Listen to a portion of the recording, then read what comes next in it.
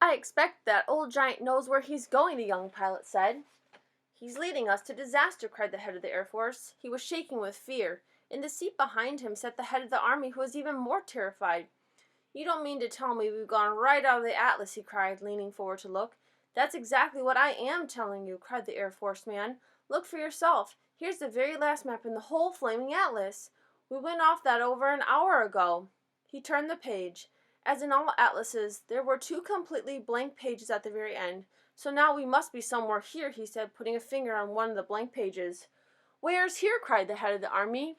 The young pilot was still grinning broadly. He said to them, "That's why they always put two blank pages in the back of the atlas. They're for new countries. You're meant to fill them in yourself." The head of the Air Force glanced down at the ground below. "Just look at this godforsaken desert," he cried. "All the trees are dead and all the rocks are blue." "The giant has stopped," the young pilot said. "He's waving us down." The pilots throttled back the engines and all 9 helicopters landed safely on the great yellow wasteland. Then each of them lowered a ramp from its belly. 9 jeeps, one from each helicopter, were driven down the ramps. Each jeep contained 6 soldiers and a vast quantity of thick rope and heavy chains. "I don't see any giants," the head of the Army said. "The giants is all just out of sight over there," the BFG told him. "But if you was taking these slosh-buckling, noisy belly poppers any closer, all the giants is waking up at once and then pop goes the weasel." "So you want us to proceed by jeep?" the head of the Army said. "Yes," the BFG said, "but you must all be very, very hushy quiet. No roaring of motors, no shouting, no mucking about, no piggery-jokery." The BFG, with Sophie still in his ear, trotted forward and the jeeps followed close behind. Suddenly, the most dreadful rumbling noise was heard by everyone. The head of the Army went pea-green in the face. "Those are guns!" he cried.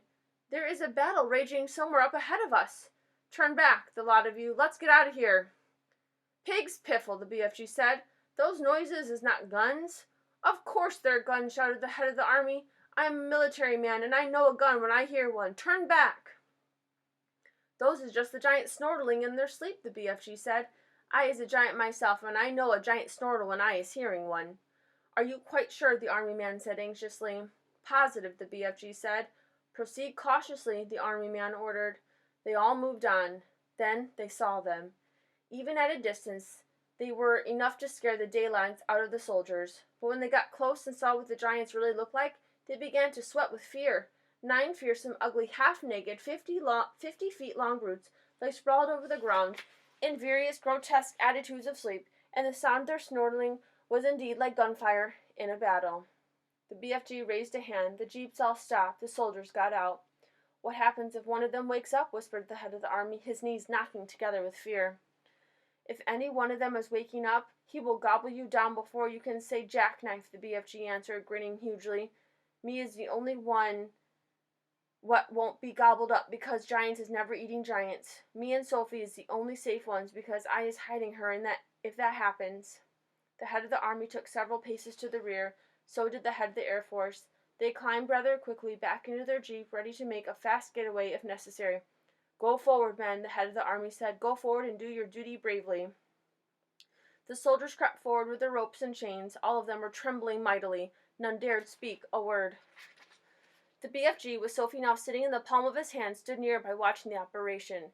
To give the soldiers their due, they were extremely courageous. There were 6 well-trained, efficient men working on each giant, and within 10 minutes, 8 out of the 9 giants had been trussed up like chickens and were still snoring contentedly. The 9th, who happened to be the flesh lump eater, was causing trouble for the soldiers because he was lying with his right arm tucked underneath his enormous body. It was impossible to tie his wrists and arms together without first getting that arm out from underneath him. Very, very cautiously, the 6 soldiers who were working on the flesh lump eater began to pull at the huge arm, trying to release it. The flesh lump eater opened his tiny piggy black eyes. "Which of you foul pesters is wiggling my arm?" he bellowed. "Is that you, you rotsome man-hugger?" Suddenly he saw the soldiers. In a flash he was sitting up. He looked around him. He saw more soldiers. With a roar he leaped to his feet. The soldiers, petrified with fear, froze where they were. They had no weapons with them. The head of the Army put his jeep into reverse. "Human beings!" the flesh lump eater yelled. "What is all you flush-bunking, rotsome, half-baked beings doing in our country?" He made a grab at a soldier and swept him up in his hand. "I is having early suppers today," he shouted. holding the poor squirming soldier at arm's length and roaring with laughter. Sophie, standing in the palm of the BFG's hand, was watching horror-struck. "Do something," she cried. "Quick, before he eats him!" "Put that human being down," the BFG shouted. The flesh lump eater turned and stared at the BFG. "What is you doing here with all these grotty twiglets?" he bellowed. "You is making me suspicious." The BFG made a rush at the flesh lump eater, but the colossal 54-foot-high giant simply knocked him over with the flick of his free arm. At the same time, Sophie fell off the BFG's palm onto the ground. Her mind was racing. She must do something. She must. She remembered the sapphire brooch the queen had pinned onto her chest. Quickly, she undid it. "I is guzzling you nice and slow," the flesh lump eater was saying to the soldier in his hand. "Then I is guzzling 10 or 20 more of you midgy little maggots down there. You is not getting away from me because I is galloping 50 times faster than you." Sophie ran up behind the flesh lump eater. She was holding the brooch between her fingers.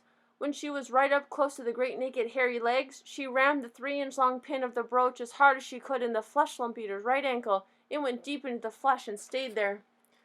The giant gave a roar of pain and jumped high in the air. He dropped the soldier and made a grab for his ankle. The BFG, knowing what a coward the flesh lump eater was, saw his chance. "You was bitten by a snake," he shouted. "I seed it biting you. It was a frightsome, poisonous viper. It was a dreadly, drungerous, vidscreen viper." "Save our souls," bellowed the flesh lump eater. "Sound the crumpets. I is bitten by a septious, venomous, vidscreen viper." He flopped to the ground and sat there howling his head off and clutching his ankle with both hands.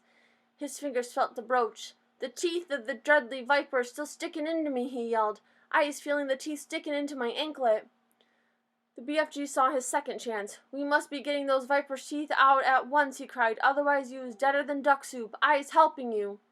The BFG knelt down beside the flesh lump eater. "You must grab your anklet very tight with both hands," he ordered. "That will stop the poisonous juices from the venomous viper going up your leg and into your heart." The flesh lump eater grabbed his ankle with both hands. "Now close your eyes and grittle your teeth and look up to heaven and say your prayers while I is taking out the teeth of the venomous viper," the BFG said. The terrified flesh lump eater did exactly as he was told. The BFG signaled for some rope. A soldier rushed over to him. With both of the flesh lump eater's hands gripping his ankle, it was a simple matter for the BFG to tie the ankles and hands together with a tight knot. "I is pulling out the frightsome viper's teeth," the BFG said as he pulled the knot tight. "Do it quickly," shouted the flesh lump eater, "before I is pizened to death." "There we is," said the BFG, standing up. "You can look now." When the flesh lump eater saw that he was trussed up like a turkey, he gave a yell so loud that the heavens trembled. He rolled and he wriggled, he fought and he figgled, he squirmed and he squiggled, but there was not a thing he could do. "Well done, you!" Sophie cried. "Well done, you!" said the BFG, smiling down at the little girl. "You is saving all of our lives." "Will you please get that brooch back for me?" Sophie said. "It belongs to the queen." The BFG pulled the beautiful brooch out of the flesh lump eater's ankle. The flesh lump eater howled. The BFG wiped the pin and handed it back to Sophie. Curiously, not one of the other 8 snoring giants had woken up during this schmozzle. "When you is only sleeping 1 or 2 hours a day, you is sleeping extra doubly deep," the BFG explained. The heads of the Army and the Air Force drove forward once again in their jeep. "Her Majesty will be very pleased with me," the head of the Army said. "I shall probably get a medal. What's the next move?" "Now you is all driving over to my cave to load up my bottles of dreams," the BFG said. "We can't waste time with that rubbish," the Army General said. "It is the Queen's order," Sophie said. She was now back in the BFG's hand. So the 9 jeeps drove across to the BFG's cave, and the great dream loading operation began. There were 50,000 jars in all to be loaded up, more than 5,000 to each jeep, and it took over an hour to finish the job. While the soldiers were loading the dreams, the BFG and Sophie disappeared over the mountains on a mysterious errand. When they came back, the BFG had a sack the size of a small house slung over his shoulder. "What's that you've got in there?" the head of the Army demanded to know. "Curiosity is killing the rat," the BFG said, and he turned away from the silly man. When he was sure that all his precious dreams had been safely loaded on the jeeps, the BFG said, "Now we are driving back to the belly poppers and picking up the frightsome giants." The jeeps drove back to the helicopters. The 50,000 dreams were carried carefully, jar by jar, onto the helicopters. The soldiers climbed back on board, but the BFG and Sophie stayed on the ground. Then they all returned to where the 9 giants were lying. It was a fine sight to see them, those great air machines hovering over the trussed-up giants. It was an even finer sight to see the giants being woken up by the terrific thundering of the engines overhead, and the finest sight of all was to observe those 9 hideous brutes squirming and twisting about on the ground like a mass of mighty snakes as they tried to free themselves from the ropes and chains. "I is flush-bunkled," roared the flesh-lump-eater. "I is splits-wiggled," yelled the child-chewer. "I is swog-swallop," bellowed the bone-cruncher. "I is goose-gruggled," howled the man-hugger. "I is gun-swiped," shouted the meat-dripper. "I is fluck-gungled," screamed the maid-masher. "I is slop-groggled," squawked the gizzard-gulper. "I is crod-squinkled," yowled the blood-bottler. "And I is bump-muggered," shrieked the butcher-boy. The 9 giant carrying helicopters each chose a separate giant and hovered directly over him. Very strong steel hawsers with hooks at the ends of them were lowered from the front and rear of each helicopter. The BFG quickly secured the hooks to the giants' chains, one hook near the legs and the other near the arms. Then very slowly the giants were winched up in the air, parallel with the ground.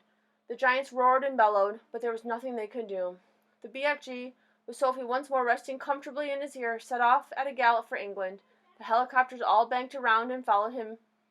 It was an amazing spectacle, those 9 helicopters winging through the sky, each with a trussed-up 50-foot-long giant slung underneath it. The giants themselves must have found it an interesting experience. They never stopped bellowing, but their howls were drowned by the noise of the engines. When it began to get dark, the helicopters switched on their powerful searchlights and trained on them onto the galloping giant so as to keep him in sight. They flew right through the night and arrived in England just as dawn was breaking.